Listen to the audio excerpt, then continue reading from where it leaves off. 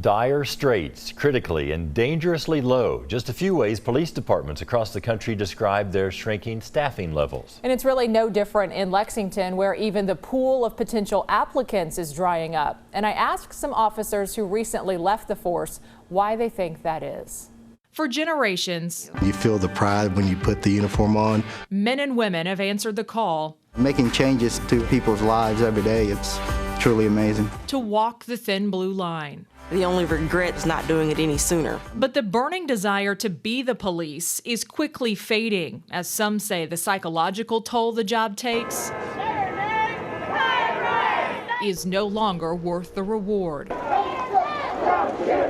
The people of Lexington, I don't think, are really appreciating the gravity of what took place here. In 2018, the Lexington Police Department saw some of their healthiest staffing levels, 609 sworn officers, according to data provided by the city. By 2020, that number plummeted to 575, and as of May 1st, it's fallen even further to 557 officers. That's an 8.5% drop in 3 years. At the same time, the city has become home to 7,000 new citizens. They took with them when they left hundreds, decades of experience, of years of experience. And that's not easily replaceable by these rookies that are coming up. All that is gone. We've lost that. We'll never get that back. Mark Thomas was one of the dozens who gave it up in 2020 after having worn the uniform for 16 years. When the wheels started turning about possibly leaving, what was it that drove you to make that decision? Well, there was a lot of things. There was a lot of changing in the climate around policing and around in America. You could kind of tell that there was starting to be a heavy blanket that was starting to descend on police work. A perfect time as any to begin focusing on something much less stressful that was beginning to take off: his woodworking business. I think most people would say, you know what, I'd rather go be a banker, or I would rather go take an office job somewhere. Katie Forte, I always had a very strong desire to protect and serve. Also left last year. Lingering issues from a 2015 injury forced her to make the call. Do you miss it?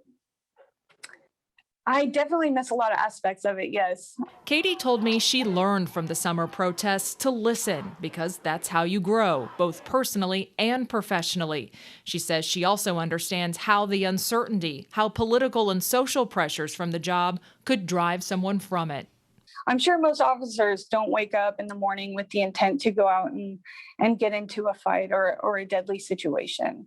And to know that if something does pop off, if something does happen, if you make a slight mistake, and I'm not talking about death, but if you make a slight mistake, that it could bring about punishment that could leave your whole family suffering, it does add stress.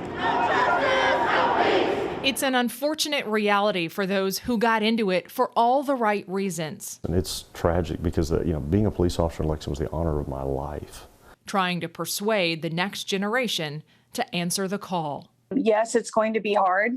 It's hard hearing people shout at you every day that they hate you. The majority of people are very grateful that we have police officers and recognize that the majority of police officers are excellent people. And in addition to the police officers who have already left, 75 more are eligible for retirement right now. The department is looking to fill dozens of positions, and the mayor's office says classes are funded to hire.